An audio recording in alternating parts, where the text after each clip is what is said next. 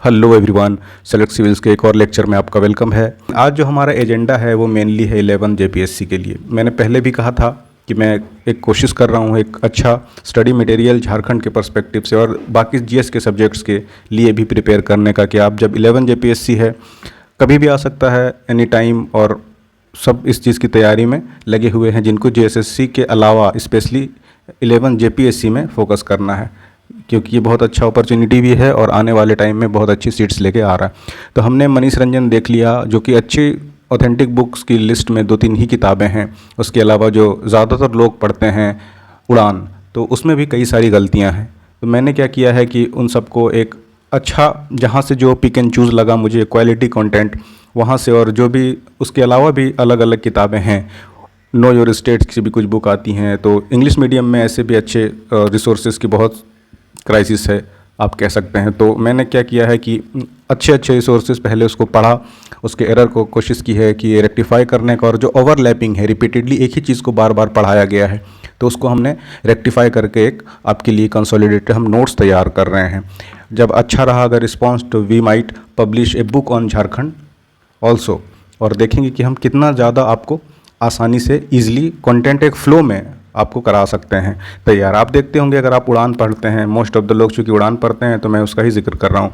उड़ान में क्या है, रैंडम चीज़ें, कहीं से कुछ भी लिखा हुआ है, पॉइंट वाइज कुछ दे दिया है। टेक्स्ट बुक का ये आइडियल सिचुएशन नहीं होता, आइडियल कंडीशन नहीं होता। अगर आप पढ़ेंगे और इंटरकनेक्टेडनेस नहीं होगी तो आप याद नहीं रख पाएंगे। तो किस तरह के कंटेंट्स तैयार कर रहा हूँ मैं, या आने वाले टाइम में आपको देखने को मिलेंगे इस चैनल में, तो मैं उसके लिए आज आपको मेडिवल झारखंड की एक लेक्चर लेके आपके लिए आया हूँ। तो सबसे पहले देखते हैं मेडिवल झारखंड में क्या स्थिति थी झारखंड का, और मेडिवल एज में किस किस तरह के किंग्स और उनके किंगडम का इन्फ्लुएंस था। तो ये देखिए, सबसे पहले मेडिवल, मध्यकालीन भारत, पता होगा आपको। अब कौन सा पीरियड होता है, ऐसा कोई फिक्स डिफिनेशन नहीं है कि इस पीरियड को इस पीरियड में एंशिएंट कहेंगे, इसको मेडिवल कहेंगे, मॉडर्न कहेंगे। एक मोटा मोटी एक डिवीज़न है कि लोग टाइम के रेफरेंस से उसको याद रख सकें। तो जनरली देखिए, हर्षा का पीरियड से लेकर, यानी डाउनफॉल ऑफ हर्षा कब, तो ये 700 एडी के बाद, और वहाँ से लेकर के दिल्ली सल्तनत। दिल्ली सल्तनत यानी सबसे पहले फाउंडर कौन था दिल्ली सल्तनत का, तो ममलूक डायनेस्टी था, जिसको स्लेव डायनेस्टी भी कहते हैं, गुलाम वंश है ना। वहाँ हर्षा से लेकर गुलाम वंश के दौरान जो पीरियड था वो आपका हुआ अर्ली मेडिवल। मेडिवल में भी 2 पार्ट है, और फिर आपका दिल्ली सल्तनत से लेकर आपका बाबर यानी मुगल्स है ना, मुगल्स, एंड देन वो आगे आपका लेटर मेडिवल, एंड देन हमारे पास आ जाता है लास्ट मुगल से लेकर, या 1857 से आप कह सकते हैं कि मॉडर्न। तो एक इस तरह का डिवीज़न मोटा मोटी तौर पे है। तो ये जो हमारा है, पहले अर्ली मेडिवल और फिर हम मुगल्स के बाद मेडिवल देखते हैं। तो ये देखिए, जनरली पीरियड ऑफ हर्षा से लेकर दिल्ली सल्तनत को मेडिवल पीरियड कहते हैं। अब उसमें क्या है, झारखंड के एतबार से देयर आर मेनी आर्किटेक्ट्स, बहुत सारे आर्किटेक्ट्स ऐसे हैं, स्ट्रक्चर्स ऐसे हैं, और बहुत सारे ऐसे एविडेंस हैं, सबूत हैं, यानी कि हिस्टोरिकल सबूत।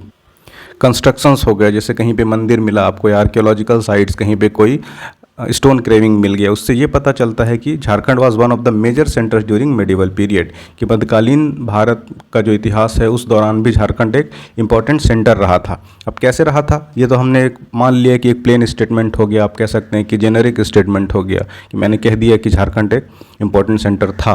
लेकिन इसको कैसे सब्सटेंशिएट करेंगे, तो एग्जाम्पल उसके लिए कि छन्नमस्तिका टेम्पल कहाँ पे, तो रजरप्पा। महामाया टेम्पल कहाँ पे है, तो गुमला। ये सब मिल के जो आपका हुआ है, इनका जो कंस्ट्रक्शन हुआ है, ये सारा का कंस्ट्रक्शन मेडिवल पीरियड में ही हुआ था। They all are constructed during medieval period only. उसके बाद और क्या हमें मिलता है प्रूफ, तो रॉक एडिक्ट्स, पत्थरों पे जो एडिक्ट्स लिखा जाता था ना, रॉयल आपका कई बार उसमें डायरेक्शंस होते थे, या आपको किस तरह के, जैसे धम्मा था अशोक का, तो वो एक रिलीजियस बाद में होने लगा कि आपको धम्मा फॉलो करना है, डूज और डोंट्स की एक लिस्ट होती थी। तो उसी तरह रॉक एडिक्ट्स कई जगहों पर मिले हैं, जिसमें पता चलता है कि मेडिवल टाइम में भी झारखंड एक इम्पॉर्टेंट सेंटर था। तो कैसे, जैसे kings such as Itkhori temple कहाँ मिला है, वहाँ पे महेंद्र जो थे, महेंद्र पाल, कौन से, पाला किंग के, है ना। तो उनका डिस्क्रिप्शन मिलता है, जो कि वो भी अगेन कौन से टाइम के थे, मध्यकालीन भारत के, यानी अर्ली मेडिवल एज के। तो rock addicts eight many places mention the description of medieval king, जो आपका मेडिवल किंग था महेंद्रपाल, उसके कई सारे डिस्क्रिप्शंस, उसके उन्होंने जो इंस्ट्रक्शन दिया था वो सब हमें मिलता है। ये सब सारा मिलता है मेडिवल एज का। तो हमें पता चलता है जब झारखंड में मिला है तो ऑब्वियसली झारखंड से भी कनेक्शन या झारखंड से लेना देना अच्छा खासा था।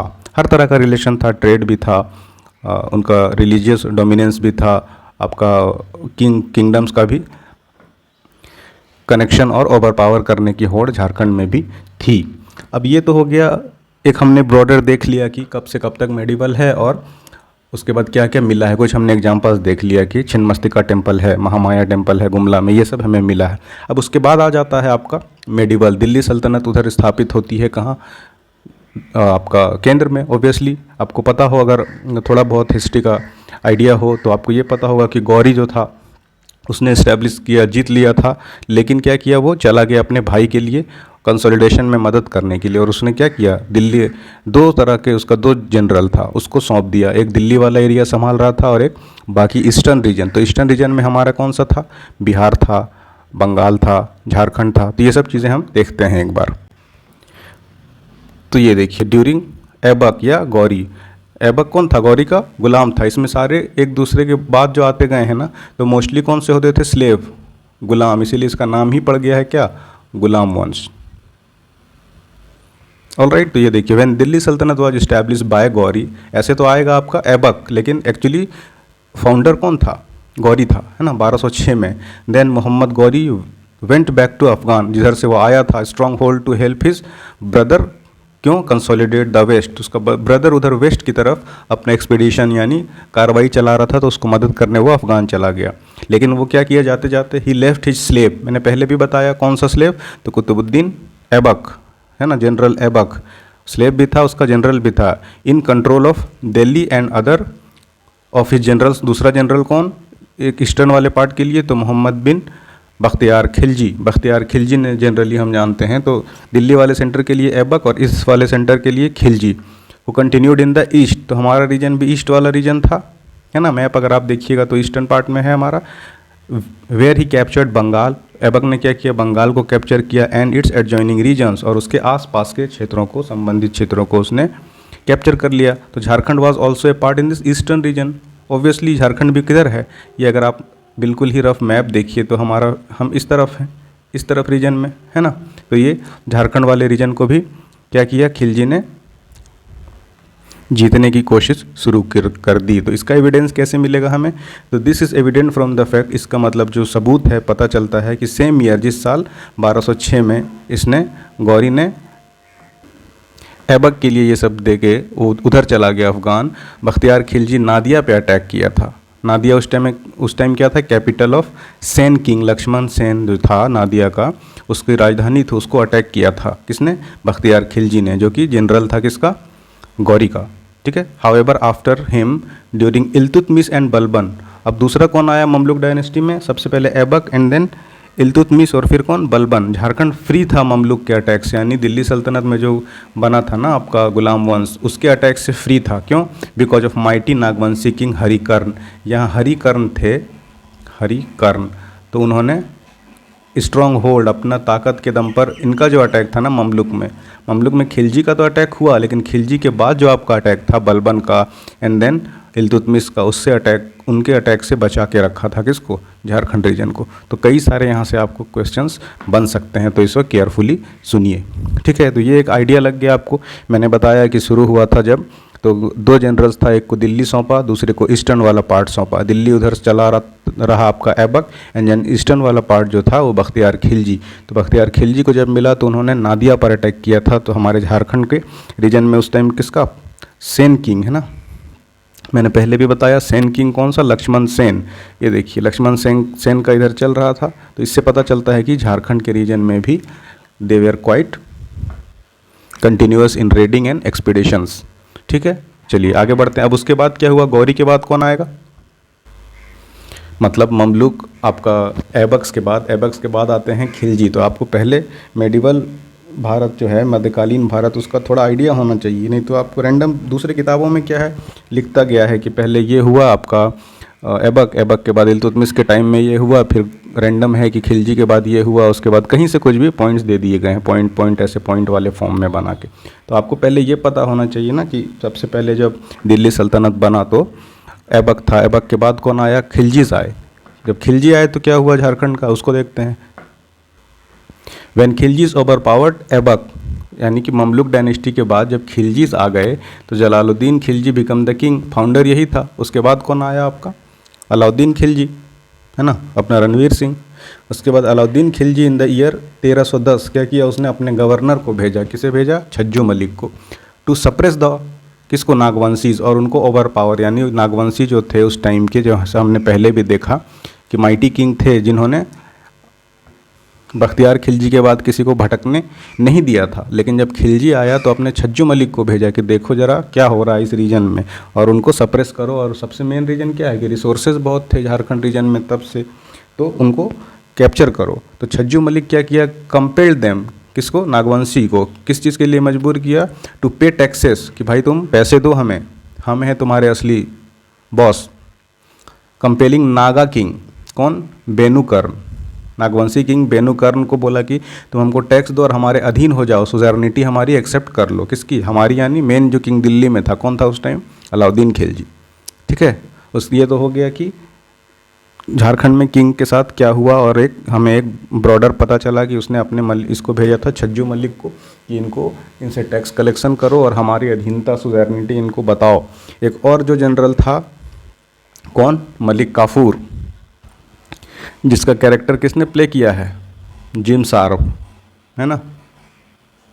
पद्मावत अगर आपने देखी हो, और आपने देखा ही होगा, तो ये मलिक काफूर वाला कैरेक्टर जिम शार्प ने जो प्ले किया है। तो मलिक काफूर भी झारखंड आया था कब, जब वो साउथ के तरफ जा रहा था अपना एक्सपीडिशन लेके, यानी सैन्य कार्रवाई करने के लिए जब वो साउथ जा रहा था ना, तो मलिक काफूर झारखंड में भी रुका था। तो इससे हमें ये पता लग गया कि ममलुक के बाद जब खिलजी डायनेस्टी आई तो खिलजी डायनेस्टी ने भी पूरा जोर लगाया, और एक अचीवमेंट उसको क्या हुआ कि उसने बेनुकर्ण को टैक्स देने के लिए मजबूर कर दिया, और ये बोला कि भाई तुम अगर चैन से रहना चाहते हो तो जो दिल्ली का किंग है, दिल्ली का किंग कौन, यानी कि अलाउद्दीन खिलजी, उसकी अधीनता स्वीकार कर लो और उसको टैक्स पे करो।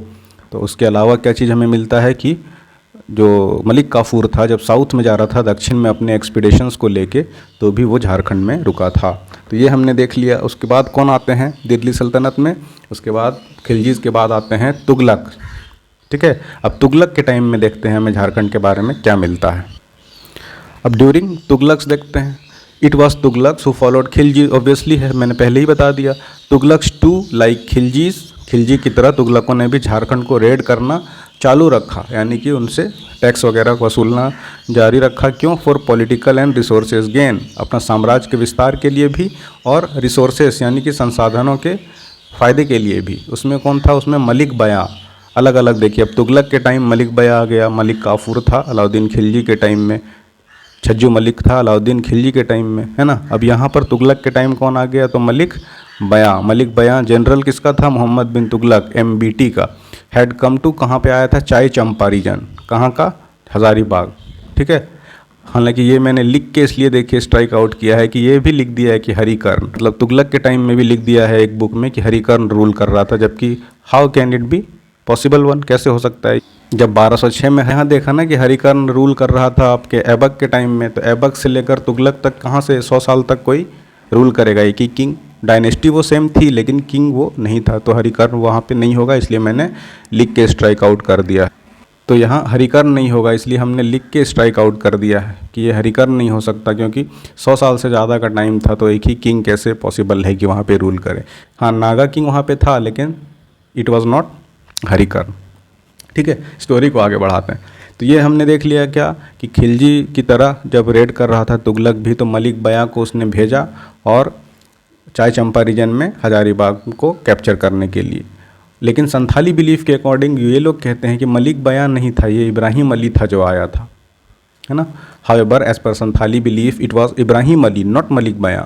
संथाल्स हमारे कहते हैं भाई कि वो नहीं था मलिक बयां, वो इब्राहिम अली था। हु अटैक, कौन सा रीजन, जो हम चाय चंपा के बारे में देख रहे हैं। And also capture bigha fort, bigha fort capture कर लिया था किसने, मलिक बयां ने।